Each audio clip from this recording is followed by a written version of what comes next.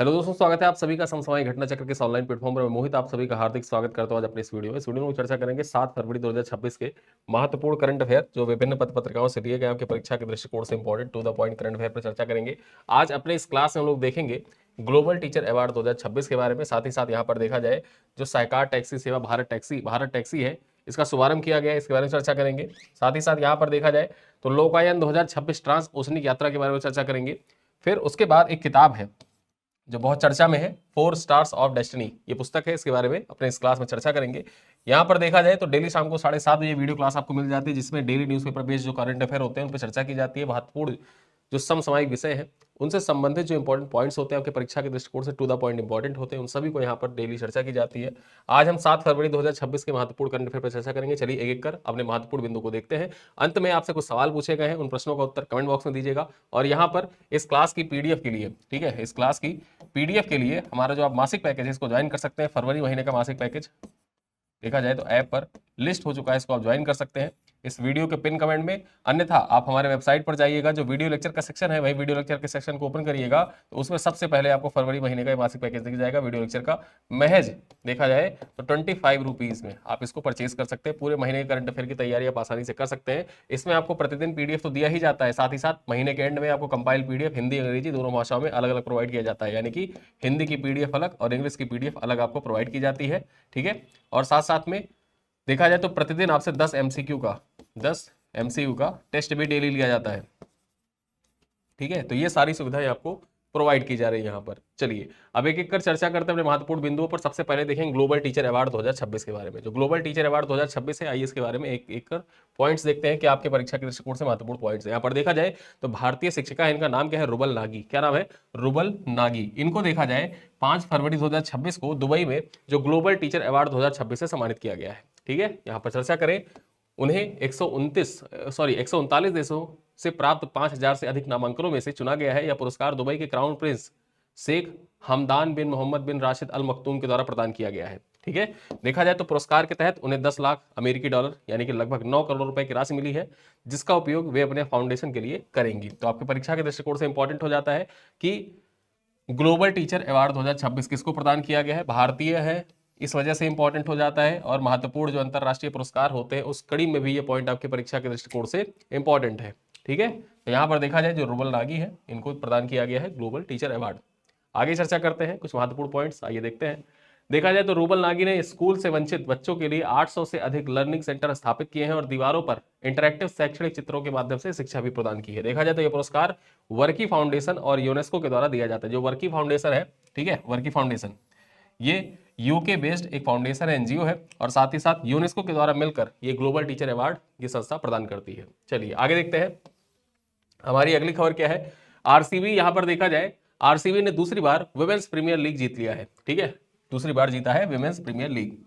चर्चा करते हैं 5 फरवरी 2026 को रॉयल चैलेंजर्स बेंगलुरु ने दूसरी बार विमेंस प्रीमियर लीग का खिताब जीत लिया है। यहाँ पर देखा जाए वडोदरा के कोटाम्बी स्टेडियम में हुए फाइनल में आरसीबी ने दिल्ली कैपिटल्स को 6 विकेट से पराजित किया। इससे पहले आरसीबी ने 2024 में पहली बार डब्ल्यूपीएल का खिताब जीता था। ठीक है, पहली बार डब्ल्यूपीएल का खिताब किसने जीता था, यहाँ पर देखा मतलब आरसीबी ने जीता था पहली बार। कब डब्ल्यूपीएल का खिताब जीता था 2024 में, और इस बार देखा जाए दूसरी बार जीत लिया। यहाँ पर चर्चा करें, दिल्ली कैपिटल्स लगातार चौथी बार फाइनल में उपविजेता रही, यानी कि लगातार देखा जाए 4 साल से दिल्ली कैपिटल्स जो है ये फाइनल खेल रही है और फाइनल में जाके हार जा रही है। ठीक है, आरसीबी ने इस सीजन में लगातार 6 जीत, यहाँ पर देखा जाए आरसीबी ने इस सीजन में लगातार 6 मैच जीतने का रिकॉर्ड भी बनाया है। ठीक है, साथ ही साथ चर्चा करें तो आरसीबी को 6 करोड़ रुपए और विजेता दिल्ली जो टीम थी उसको 3 करोड़ रुपए की पुरस्कार राशि मिली हुई है। यहीं पर देखा जाए तो कप्तान स्मृति मंधाना को player of the match, final में देखा जाए प्लेयर ऑफ द मैच कौन रही, स्मृति मंधाना रही। जबकि सोफी डिवाइन को देखा जाए तो प्लेयर ऑफ द सीरीज चुना गया है, सोफी डिवाइन को प्लेयर ऑफ द सीरीज चुना गया। तो ये पॉइंट आपको याद रखना है कि यहां पर देखा जाए, और डब्ल्यूपीएल से संबंधित आईपीएल से क्वेश्चन आ चुके हैं। ठीक है, आईपीएल से सवाल आ चुका है, डब्ल्यूपीएल से भी सवाल आपके परीक्षा के दृष्टिकोण से इंपॉर्टेंट है। याद क्या रखना है, विजेता कौन रही, ठीक है, विजेता,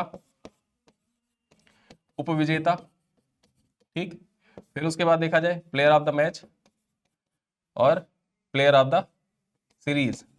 यही पॉइंट आपको याद रखने होते हैं। ज्यादा आपसे पूछ लिया तो सिर्फ इतना पूछ लेगा कि जो विजेता टीम है उसकी कप्तान कौन थी, उपविजेता टीम की कप्तान कौन। तो जेमिमा रोड्रिग्स जो थी वो दिल्ली कैपिटल्स की कप्तान, और वहीं पर स्मृति मंधाना जो है ये यहाँ पर देखा जाए तो आरसीबी की कप्तान है। चलिए आगे देखते हैं, अगली खबर क्या है, हमारी तीसरी खबर है, भारत की पहली सहकारी आधारित टैक्सी सेवा का शुभारंभ हुआ है। ठीक है, भारत का पहला सहकारी आधारित टैक्सी सेवा जो भारत टैक्सी है, इसका शुभारंभ किया गया है। यहाँ पर चर्चा कर लेते हैं। तो 5 फरवरी 2026 को केंद्रीय गृह मंत्री अमित शाह ने नई दिल्ली में भारत की पहली सहकारी आधारित टैक्सी सेवा, जिसको भारत टैक्सी के नाम से जानते हैं, इसका शुभारंभ किया गया है। यहाँ पर देखा जाए तो ये सेवा जीरो कमीशन और सर्ज फ्री मॉडल पर कार्य करेगी, जिससे ड्राइवरों को सीधा लाभ मिलेगा। यात्रियों को पीक आवर्स में अतिरिक्त शुल्क नहीं लिया जाएगा। यहाँ पर चर्चा कर लेते हैं। अब पीक आवर्स, यहाँ पर जैसे आप बारिश हो रही है, ठीक है, बारिश हो रही है या रात का समय है, पीक टाइम है, उस टाइम पर देखें तो क्या करता है, ओला उबर से आप राइड बुक करते हैं। ओला उबर राइड बुक करने में सबसे खास बात ये होती है कि कुछ कमीशन फिक्स होता है। ठीक है, जो ऐप है, ठीक, अब ऐप है तो कुछ कमीशन तो ऐप को जाएगा, और मान लीजिए 40%, मैं वो बता रहा हूँ, कितना कमीशन लेता मुझे नहीं पता है, लेकिन मैं एक आंकड़ा बता रहा हूँ कि लगभग मान लीजिए कि अगर 40 रुपए आपकी राइड पर शो कर रहा है, तो उसमें से 10 रुपए तो ऐप पे चला जाएगा, यानी कि ऐप बिल्डिंग कंपनी जो है वहां पर चली जाएगी, और 30 रुपए जाएगा जो आपको सर्विस प्रोवाइड कर रहा है। ठीक है, सर्विस प्रोवाइड कर रहा है, यानी कि जो वहां पर गिग वर्कर है उसको 30 रुपए प्रोवाइड किया जाएगा। लेकिन जो भारत टैक्सी है, भारत टैक्सी में क्या होगा, ये भारत टैक्सी है, इसका डायरेक्टली पूरा मुनाफा, ठीक है, पूरा मुनाफा जो जाएगा वो सीधे के सीधे जो गिग वर्कर है उसी को मिलेगा। ठीक है, और यहां पर कोई भी अतिरिक्त शुल्क नहीं लिया जाएगा, चाहे वो पीक टाइम हो, मूल्य निर्धारित कर दिया गया है तो उतना ही मूल्य लिया जाएगा जितना मूल्य निर्धारित है, चाहे वो पीक टाइम हो या जो मतलब आम टाइम होता है। ठीक है, तो यहां पर देखें तो प्लेटफॉर्म पर बाइक, ऑटो, कार की सुविधा उपलब्ध होगी। ड्राइवर न्यूनतम सदस्यता शुल्क देकर यहां से जुड़ सकते हैं। चर्चा करें आगे, तो सेवा में ड्राइवरों को 5 लाख रुपए की दुर्घटना बीमा और 5 लाख का पारिवारिक स्वास्थ्य बीमा भी मिलेगा। यहाँ पर इंपॉर्टेंट हो जाता है कि 5 लाख तक का जो दुर्घटना बीमा है ना, यहाँ पर सहकार टैक्सी सेवा के अंतर्गत जो भी लोग रजिस्टर्ड होंगे उन ड्राइवरों की 5 लाख रुपए तक का बीमा भी कर दिया जाएगा, और 5 लाख रुपए तक का यहाँ पर देखा जाए जो परिवार का स्वास्थ्य बीमा है उसका भी लाभ यहाँ पर मिलता रहेगा। फिलहाल देखा जाए तो ये सेवा दिल्ली एनसीआर में शुरू हुई है और आगे यह महानगरों में विस्तारित किया जाएगा। ठीक है, चलिए आगे चर्चा करते हैं। यहाँ पर देखा जाए आरबीआई की मौद्रिक नीति समिति की बैठक हुई है। चर्चा कर लेते हैं क्या पॉइंट्स हैं आपके परीक्षा के दृष्टिकोण से इंपॉर्टेंट जो पॉइंट्स हैं ये उनको देख लेते हैं। भारतीय रिजर्व बैंक ने मौद्रिक नीति समिति 6 फरवरी 2026 को यहां पर देखा जाए समाप्त हुई है। आरबीआई ने रेपो दर में कोई बदलाव नहीं करते हुए इसे 5.25% स्थिर रखा है। इससे ऋण दरों में वृद्धि नहीं होगी और आम लोग ईएमआई पर कोई अतिरिक्त बोझ नहीं पड़ेगा। चर्चा करें तो बैठक की अध्यक्षता किसके द्वारा की गई, तो आरबीआई गवर्नर है संजय मल्होत्रा, उनके द्वारा की गई है। 4 फरवरी 2026 को शुरू हुई थी। इससे पहले दिसंबर 2025 में आरबीआई ने रेपो रेट 5.50% तक घटाकर 5.25% किया था। ठीक है, 5.50% से घटाकर कितना किया था, 5.25% किया था। रेपो रेट वह दर होती है जिस पर आरबीआई बैंकों को ऋण देता है जो सीधे ऋण लागत को प्रभावित करती है। ठीक है, तो याद रखिएगा रेपो रेट क्या होता है, ये वो दर होता है जिस पर आरबीआई बैंकों को ऋण प्रदान करता है। ठीक, चलिए आगे देखते हैं। हमारी अगली खबर क्या है, आईएनएस सुदर्शनी के लोकयान 2026 ट्रांस ओशनिक यात्रा से संबंधित है। ठीक है, यहां पर चर्चा करते हैं तो भारतीय नौसेना के प्रशिक्षण पोत आईएनएस सुदर्शनी 5 फरवरी 2026 को ओमान के सलालाह बंदरगाह पहुंचा है। ठीक है, यहां पर देखा जाए सलालाह बंदरगाह कहां पर अवस्थित है, ये ओमान में अवस्थित है, और आईएनएस सुदर्शनी की ये ट्रांस ओशनिक यात्रा है लोकायन 2026 के अंतर्गत। यहां पर चर्चा करें कि 10 माह की लोकायन 2026 ट्रांस ओशनिक यात्रा पर है, जिसमें सलालाह इसका पहला अंतरराष्ट्रीय बंदरगाह है। ठीक, अब यहां पर होगा क्या कि जो आईएनएस सुदर्शनी है ये लोकायन 2026 ट्रांस ओशनिक यात्रा के अंतर्गत देखा जाए तो लगभग 22,000 समुद्री मील की दूरी तय करेगा और विभिन्न देशों के जो बंदरगाह है वहां पर जाकर ये डॉक करेगा। और इसमें पहला जो बंदरगाह था वो कौन सा था, तो पहला है सलालाह बंदरगाह। ये आपकी परीक्षा के दृष्टिकोण से इंपॉर्टेंट हो जाता है, आपके एग्जाम में डायरेक्टली पूछ सकता है कि हाल ही में आईएनएस सुदर्शनी लोकायन 2026 ट्रांस ओशनिक यात्रा पर थी, इसका पहला बंदरगाह कौन सा था जहां पर इसने डॉक किया। ठीक है, तो ओमान का बंदरगाह है, याद रखिएगा ओमान का बंदरगाह सलालाह बंदरगाह पर इसने डॉक किया है पहला। चलिए यहां पर देखते हैं, आईएनएस सुदर्शनी इस दौर में लगभग 22,000 समुद्री मील की दूरी तय करेगा। सलालाह के 3 दिन के प्रवास के दौरान ओमान के रॉयल नेवी के साथ संयुक्त प्रशिक्षण भी किया जाएगा। चलिए आगे देखते हैं, यह यात्रा भारतीय नौसेना कैडेटों के पारंपरिक सेलिंग प्रशिक्षण देगा, भारत में समुद्री विरासत प्रदर्शित करने और अंतरराष्ट्रीय समुद्री सहयोग को बढ़ावा देने हेतु है। आईएनएस सुदर्शनी 20 जनवरी 2026 को कोच्चि से रवाना हुआ था। यानी कि ये जो लोकायन 2026 ट्रांस ओशनिक यात्रा है ये कब प्रारंभ हुई थी, जिसमें आईएनएस सुदर्शनी जो था ये 22,000 समुद्री मील की दूरी पर 22,000 समुद्री मील की दूरी तय करने के लिए निकला था। इसकी शुरुआत 20 जनवरी 2026 को हुई थी और कहां से हुई थी, कोच्चि केरल से हुई थी। ये कोच्चि केरल वही शहर है जहां पर देखा जाए तो जल मेट्रो, ठीक है, जल मेट्रो का शुभारंभ किया गया था। ये कोच्चि वही शहर है जहां पर देखा जाए तो अंतरराष्ट्रीय, ठीक है, अंतरराष्ट्रीय मसाला सम्मेलन का आयोजन किया गया। अंतरराष्ट्रीय मसाला सम्मेलन का आयोजन किया गया। ये पॉइंट याद रखिएगा। चलिए अगली खबर देखते हैं। सेशल्स के राष्ट्रपति की पहली आधिकारिक यात्रा, यहां पर देख लेते हैं सेशल्स के राष्ट्रपति की पहली आधिकारिक भारत यात्रा। ठीक, चर्चा करते हैं। सेशल्स के राष्ट्रपति पैट्रिक हरमनी 5 फरवरी 2026 को अपनी 5 दिवसीय यात्रा पर आए हुए हैं, पहली 5 दिवसीय यात्रा पर आए हुए। इससे पहले भी सेशल्स के राष्ट्रपति आ चुके हैं, लेकिन यहां पर देखा जाए जो पैट्रिक हरमिनी है ना, पैट्रिक हरमिनी, इनकी ये पहली यात्रा है। ठीक, पैट्रिक हरमिनी की पहली यात्रा है, इसी वजह से लिखा है यहां पर जो पहला स्टेट विजिट है इनका। चलिए आगे चर्चा करते हैं। यह यात्रा भारत सेशल राजनयिक संबंधों के 50वीं वर्षगांठ के ऐतिहासिक अवसर पर हो रहा है। राष्ट्रपति जो पैट्रिक हरमिनी है, यह प्रधानमंत्री नरेंद्र मोदी और राष्ट्रपति द्रौपदी मुर्मू के साथ समुद्री सुरक्षा, नीली अर्थव्यवस्था और जलवायु परिवर्तन जैसे प्रमुख मुद्दों पर द्विपक्षीय चर्चा करेंगे। यहां पर देखें तो हिंद महासागर क्षेत्र में एक रणनीतिक पड़ोसी होने के नाते सेशल्स भारत का सागर विजन का एक महत्वपूर्ण स्तंभ भी है। यह यात्रा दोनों देशों के बीच रक्षा, पर्यटन, सतत विकास के क्षेत्र में सहयोग को नई ऊंचाई भी प्रदान करेगा। तो याद रखिएगा, ये हाल ही में सेशल्स के राष्ट्रपति, ठीक है, 5 दिवसीय भारत यात्रा पर आए हुए थे। इनका नाम क्या है? तो इनका नाम है पैट्रिक हरमनी। चलिए आगे देखते हैं। अगली खबर क्या है? भारतीय समाजशास्त्री और लेखक आंद्रे बेटाइल का निधन हो गया है। यहां पर देखा जाए आंद्रे बेटाइल का निधन हो गया है। चर्चा कर लेते हैं। पॉइंट्स आपके परीक्षा के दृष्टिकोण से बहुत महत्वपूर्ण है। भारतीय समाजशास्त्री और लेखक आंद्रे बेटाइल 3 फरवरी 2026 को 91 वर्ष की आयु में इनका निधन हो गया। यहाँ पर देखा जाए उन्होंने 2005 में साहित्य के क्षेत्र में योगदान हेतु पद्म भूषण से सम्मानित किया गया था। उन्हें देखा जाए तो 2005 में पद्म भूषण से सम्मानित किया गया था। ठीक है, वे दिल्ली स्कूल ऑफ इकोनॉमिक्स में समाजशास्त्र के प्रोफेसर रहे और बाद में दिल्ली विश्वविद्यालय में प्रोफेसर एमेरिटस भी बने। आंद्रे बेटाइल के बारे में चर्चा करें तो अशोक यूनिवर्सिटी के पहले चांसलर भी थे। जो अशोक यूनिवर्सिटी है उसके पहले चांसलर भी थे। उनकी प्रसिद्ध पुस्तक कौन सी है? कास्ट है, क्लास ऑफ पावर है, तमिलनाडु के एक गांव में जाति, वर्ग और सत्ता के बदलते संबंध का विश्लेषण करती थी। ठीक है, कास्ट, क्लास एंड पावर, ये किताब इनकी प्रमुख किताब है जो तमिलनाडु में एक गांव पर जाति और वर्ग तथा सत्ता के बदलते संबंधों का विश्लेषण प्रस्तुत करती है। ठीक है, इनका जन्म कहां पर हुआ था? तो पश्चिम बंगाल में हुआ था। ये पॉइंट आपको याद रखना होगा। चलिए आगे देखते हैं। प्रधानमंत्री नरेंद्र मोदी की 2 दिवसीय मलेशिया की आधिकारिक यात्रा। पीएम मोदी 2 दिवसीय मलेशिया की आधिकारिक यात्रा पर है। यहाँ पर चर्चा करते हैं। तो प्रधानमंत्री नरेंद्र मोदी 7 फरवरी 2026 को मलेशिया की 2 दिवसीय आधिकारिक यात्रा पर जाएंगे, यानी कि आज जा चुके हैं, जिसकी जानकारी विदेश मंत्रालय के द्वारा दी गई है। यहाँ पर देखा जाए तो यात्रा के दौरान वे कुआलालंपुर में मलेशिया के प्रधानमंत्री अनवर इब्राहिम के साथ मुलाकात करेंगे और भारतीय समुदाय से भी मुलाकात करेंगे। इस दौरान निवेश, रक्षा, सुरक्षा, डिजिटल तथा वित्तीय प्रौद्योगिकी तथा पर्यटन पर प्रमुख क्षेत्रों पर द्विपक्षीय सहयोग पर चर्चा भी की जाएगी।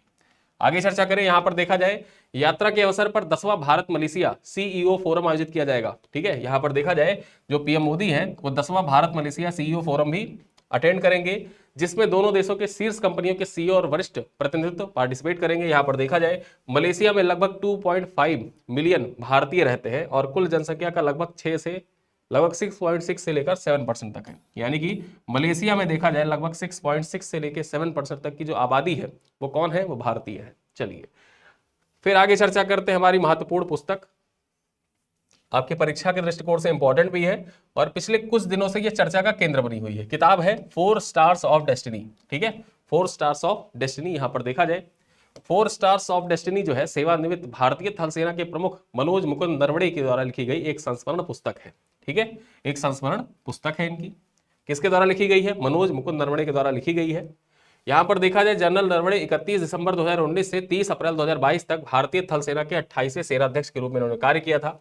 उन्होंने यह पद जनरल विपिन रावत के बाद संभाला था और एक प्रतिष्ठित सैन्य अधिकारी रहे हैं। उन्हें परम विशिष्ट सेवा पदक, अति विशिष्ट सेवा पदक, सेना पदक, विशिष्ट सेवा पदक और सेना अध्यक्ष प्रशंसा पत्र इत्यादि से भी सम्मानित किया गया है। यहाँ पर बात करें तो यह पुस्तक उनके सैन्य जीवन और नेतृत्व अनुभवों को प्रस्तुत करती है। ठीक है, और यहां पर देखा जाए संसद में यह किताब चर्चा का केंद्र बिंदु बना हुआ है, क्योंकि इस किताब में देखा जाए जो गलवान वैली इंसिडेंट हो रहा था उस टाइम के आसपास की, ठीक है, और साथ साथ कैलाश रिज से संबंधित कुछ पॉइंट्स लिखे हुए हैं, जहां पर देखा जाए पक्ष और विपक्ष, सत्ता पक्ष और विपक्ष दोनों एक दूसरे पर आक्षेप लगा रहे हैं।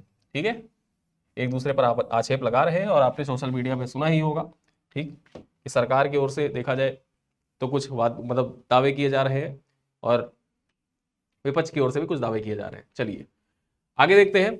अंतरराष्ट्रीय ओलंपिक समिति की पहली ईरानी महिला सदस्य कौन बनी है? पहली ईरानी महिला सदस्य, उनके बारे में चर्चा करते हैं। ईरान की ओलंपियन बैडमिंटन खिलाड़ी है सोराया अघाई, नाम याद रखिएगा। सोराया अघाई को अंतरराष्ट्रीय ओलंपिक समिति के 107वीं सदस्य के रूप में निर्वाचित किया गया। यहां पर देखा जाए वे आईओसी यानी कि इंटरनेशनल ओलंपिक कमेटी की पहली ईरानी महिला सदस्य और वर्तमान सदस्यों में सबसे कम उम्र की सदस्य भी है। ठीक, यहां पर देखें वे ईरान की तीसरी आईओसी प्रतिनिधि तथा 2004 के बाद पहली प्रतिनिधि बनी है। उनका कार्यकाल 8 वर्षों का होगा, जिसमें 2036 ओलंपिक मेजबानी शहर के लिए मतदान भी शामिल है। यानी कि 2036 के लिए ओलंपिक जो जिन जिन देशों ने मेजबानी पेश की है, मेजबानी के लिए अपनी दावेदारी, उनके लिए जो वोटिंग होगा उस वोटिंग में भी ये पार्टिसिपेट करेंगे और 8 साल का इनका कार्यकाल होगा। नाम याद रखिएगा, सोराया अघाई ईरान की है। ठीक है, और ईरान की पहली महिला है, साथ ही साथ ईरान की तीसरी व्यक्ति है जिनको अंतरराष्ट्रीय ओलंपिक कमेटी का सदस्य बनाया गया है। ठीक, 2004 के बाद किसी व्यक्ति को यहां पर अंतरराष्ट्रीय ओलंपिक कमेटी का सदस्य बनाया गया है। चर्चा कर लेते हैं। इससे पहले सोराया अघाई टोक्यो ओलंपिक 2022 में, जो 2021 में आयोजित हुआ था, इसमें ईरान की पहली महिला ओलंपिक बैडमिंटन खिलाड़ी बनकर इन्होंने इतिहास रचा था। यहां पर चर्चा करें, इंटरनेशनल ओलंपिक कमेटी की स्थापना कब हुई थी? ये 1894 में हुई थी और इसका मुख्यालय कहां पर है? लजॉन, स्विट्जरलैंड में है। ठीक है, यहां पर देखा जाए जो आधुनिक ओलंपिक है इसकी शुरुआत कब हुई थी? आधुनिक ओलंपिक की शुरुआत 1894 में पियरे डी कुबर्टिन के द्वारा की गई थी, आधुनिक ओलंपिक की शुरुआत। चलिए आगे देखते हैं, अगली खबर क्या है। पारादीप पोर्ट प्राधिकरण को स्वच्छता पखवाड़ा पुरस्कार 2025 में प्रथम पुरस्कार प्रदान किया गया है। स्वच्छता पखवाड़ा पुरस्कार में देखा जाए तो पारादीप पोर्ट प्राधिकरण को प्रथम पुरस्कार प्रदान किया गया। यहां पर देखते हैं, पारादीप पोर्ट प्राधिकरण 3 फरवरी 2026 को नई दिल्ली में आयोजित स्वच्छता पखवाड़ा पुरस्कार 2025 में प्रथम पुरस्कार प्राप्त किया है। यहां पर चर्चा करें तो यह पुरस्कार बंदरगाह, पोत परिवहन, जलमार्ग मंत्रालय के द्वारा स्वच्छता, संदर्यता और सामुदायिक भागीदारी के उत्कृष्ट प्रदर्शन के लिए प्रदान किया जाता है। केंद्रीय मंत्री सर्बानंद सोनोवाल ने पारादीप पोर्ट अथॉरिटी के अध्यक्ष PL हरनग को यह सम्मान प्रदान किया है। ठीक है, यहां पर बात करें तो पारादीप पोर्ट अथॉरिटी को स्वच्छता पखवाड़ा 2025 के 3 स्तंभ, जन भागीदारी, एक पेड़ मां के नाम और सफाई मित्र सुरक्षा के प्रभावी कार्यान्वयन के लिए यह मान्यता मिली है। प्रमुख पहलों में व्यापक स्वच्छता अभियान, पारादीप समुद्री तट के 40,000 पौधों का रोपण, प्लास्टिक विरोधी अभियान और वेस्ट टू वेल्थ गतिविधियां इसमें सम्मिलित रही। और इसी कारण से देखा जाए जो पारादीप पोर्ट प्राधिकरण था, इसको स्वच्छता पखवाड़ा पुरस्कार 2025 में पहला अवार्ड या प्रथम पुरस्कार प्रदान किया गया। यह पॉइंट आपके एग्जाम के दृष्टिकोण से बहुत महत्वपूर्ण हो जाता है कि स्वच्छता पखवाड़ा पुरस्कार 2025 में प्रथम पुरस्कार विजेता कौन रहा? पारादीप पोर्ट अथॉरिटी रही। ठीक है, चलिए आगे देखते हैं, अगली खबर क्या है। यहां पर देखा जाए हिमाचल प्रदेश में भूतापीय ऊर्जा और पढ़ाई विद AI पहल का शुभारंभ किया गया है। ठीक है, यहां पर देखें तो हिमाचल प्रदेश में भूतापीय ऊर्जा और पढ़ाई विद AI पहल का शुभारंभ किया गया है। मुख्यमंत्री सुखविंदर सिंह सुक्खू के नेतृत्व में हिमाचल प्रदेश सरकार ने जियोथेरापी इंडिया के साथ मिलकर भूतापीय ऊर्जा, जियोथर्मल एनर्जी के दोहन हेतु एक समझौते ज्ञापन पर हस्ताक्षर किया है। यहां बात करें, इसका उद्देश्य बिना किसी सरकारी वित्तीय बोझ के 24x7 स्वच्छ ऊर्जा स्रोत विकसित करना है। यहां पर इंपॉर्टेंट हो जाता है कि हिमाचल प्रदेश में बिना किसी सरकारी वित्तीय बोझ को बढ़ाए 24x7 यानी कि 24 घंटे 7 दिन स्वच्छ ऊर्जा स्रोत बनाने के लिए, स्वच्छ ऊर्जा स्रोत विकसित करने के लिए हिमाचल प्रदेश सरकार और जियो तापरी इंडिया के बीच में भूतापीय ऊर्जा के दोहन हेतु एक समझौते ज्ञापन पर हस्ताक्षर किया गया है। ठीक, चलिए आगे देखते हैं। साथ ही साथ बिलासपुर में पढ़ाई विद AI डिजिटल मंच लॉन्च किया गया है, जिससे NTPC लिमिटेड का सहयोग प्राप्त है। यहां पर देखा जाए तो यह AI आधारित पोर्टल प्रतियोगी परीक्षाओं की तैयारी कर रहे छात्रों को व्यक्तिगत शिक्षण अनुभव और उच्च गुणवत्ता वाली डिजिटल सामग्री प्रदान करेगा। ठीक है, यहां पर देखा जाए तो आपकी परीक्षा के दृष्टिकोण से दोनों पॉइंट है, ये इंपॉर्टेंट हो जाते हैं कि भूतापीय ऊर्जा के लिए किसके साथ समझौता ज्ञापन किया है हिमाचल प्रदेश सरकार ने? तो जियोथेरापी इंडिया के साथ समझौता ज्ञापन पर हस्ताक्षर किया है। और वहीं पर जो प्रतियोगी परीक्षा की तैयारी करने वाले छात्र हैं, इनके लिए जो पढ़ाई विद AI डिजिटल मंच है, ये किस राज्य सरकार के द्वारा विकसित किया गया है, किस राज्य सरकार के द्वारा शुरू किया गया है? तो ये राज्य सरकार कौन सी है? हिमाचल प्रदेश। ठीक है, हिमाचल प्रदेश राज्य सरकार है। किसके द्वारा देखा जाए, जो पढ़ाई विद AI पहल है, किसके द्वारा समर्थित है? तो ये NTPC लिमिटेड जो है इसके द्वारा सहयोग प्राप्त है, इसके द्वारा विकसित किया गया। चलिए कुछ प्रश्न है, जिन प्रश्नों का उत्तर आप कमेंट बॉक्स में दीजिएगा। पहला सवाल क्या है कि भारतीय शिक्षिका रूबल नागी को ग्लोबल टीचर अवार्ड 2026 किस संस्थान के द्वारा प्रदान किया गया है? यूनिसेफ और वर्ल्ड बैंक के द्वारा, यूनेस्को और वर्की फाउंडेशन के द्वारा, UNDP और यूनेस्को के द्वारा, या वर्ल्ड इकोनॉमिक फोरम के द्वारा? ठीक है, तो चारों में से कौन सा उत्तर सही है आप कमेंट बॉक्स में बताएं। क्वेश्चन नंबर 2 क्या कह रहा है, विमेंस प्रीमियर लीग 2026 का खिताब किस टीम ने जीता है। यहाँ पर देखें, मुंबई इंडियंस ने जीता है, दिल्ली कैपिटल्स ने जीता है, गुजरात जायंट्स ने जीता है, या रॉयल चैलेंजर बेंगलुरु ने जीता है। तो आपको बताना है WPL का खिताब किसने जीता है। क्वेश्चन नंबर 3 क्या है कि फरवरी 2026 की मौद्रिक नीति समिति की बैठक में रिजर्व बैंक ऑफ इंडिया ने रेपो रेट को किस स्तर पर स्थिर रखा है। 5.50 के स्तर पर, 5.75 के स्तर पर, 5.25 के स्तर पर, या 6.00 के स्तर पर। तो कौन से स्तर पर देखा जाए स्थिर रखा है, आपको कमेंट करके बताना है। क्वेश्चन नंबर 4 क्या है, लोकयान 26 ट्रांस ओशनिक यात्रा पर निकला प्रशिक्षण पोस्ट INS सुदर्शनी किस देश के सलालाह बंदरगाह पर पहुंचा। UAE, कतर, बहरीन या ओमान। कौन सा देश है जहां पर सलालाह बंदरगाह अवस्थित है, आपको बताना है। और देखा जाए तो पहला डॉक, ठीक है, पहला डॉक यहां पर हुआ है, पहला बंदरगाह है जहां पर ये जो INS सुदर्शनी है ये रुका है। तो कौन से देश में अवस्थित है आपको बताना है। और यहां पर देखा जाए इन 4 सवालों के साथ आप कमेंट करके बताइएगा, जितने भी सवाल आपसे पूछे गए हैं सारे सवालों को कमेंट करके बताइएगा। इस क्लास की क्लास PDF इत्यादि प्राप्त करने के लिए हमारे मासिक पैकेज को ज्वाइन कर सकते हैं, वहां से आपको क्लास PDF प्राप्त होती रहेगी। साथ ही साथ इसकी जो MCQ है, ठीक है, यहां पर देखा जाए हर क्लास पर आधारित जो स्टेट PCS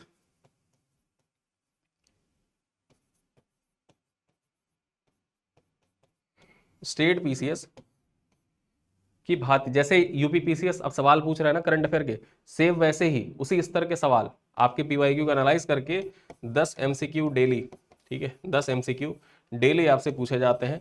ऐप पर उपलब्ध होता है, वहां पर जो प्रश्नों की गुणवत्ता है उनको आप देख सकते हैं। ऐप पर जाकर डेमो टेस्ट होता है, पहला जो 1 फरवरी का टेस्ट है, जो लोग अभी इस चीज़ के बारे में नहीं जानते हैं उनको मैं बता दूं कि जो 1 फरवरी का टेस्ट लगा हुआ है वो टेस्ट वीडियो PDF सब कुछ सबके लिए डेमो के तौर पर फ्री लगा हुआ है। आप जाइए उसको अटेम्प्ट करिए, वहां से देखिए कि किस प्रकार के टेस्ट कराए जाते हैं जो एप्लीकेशन पर होते हैं उनपे। और यहाँ जो पूछने वाले टेस्ट होते हैं तो ये वीडियो बेस्ड होते हैं कि वीडियो में जो सवाल आपसे पढ़ाया गया वही डायरेक्टली यहाँ पे पूछ लिया गया लास्ट में। लेकिन जो ऐप पर टेस्ट लगे हुए हैं वो अलग स्तर के टेस्ट लगे हुए हैं, वहां पर स्तरीय टेस्ट आपसे पूछे जाते हैं। यहाँ पर तो 1 लाइनर या डायरेक्टली जो सवाल पूछे होते हैं लिंक होते हैं उनको पूछा जाता है, ताकि आपको बताने में भी आसानी हो और लिखने में भी आसानी हो। लेकिन डीपली एनालाइज करके आपको टेस्ट देना है तो आप हमारे ऐप पर जाइए, वहां पर जाके 10 MCQ प्रतिदिन आप प्रैक्टिस कर सकते हैं करंट अफेयर का, ठीक है। वीडियो के साथ में वो टेस्ट आपको फ्री में प्रोवाइड किया जा रहा है। साथ साथ में वहां पर देखा जाए तो क्लास PDF भी लगी हुई है, क्लास PDF भी आप रीड कर सकते हैं, ठीक है। तो इन्हीं सब बातों के साथ इस क्लास को करते हैं समाप्त, मिलते हैं अगली क्लास में, तब तक के लिए धन्यवाद।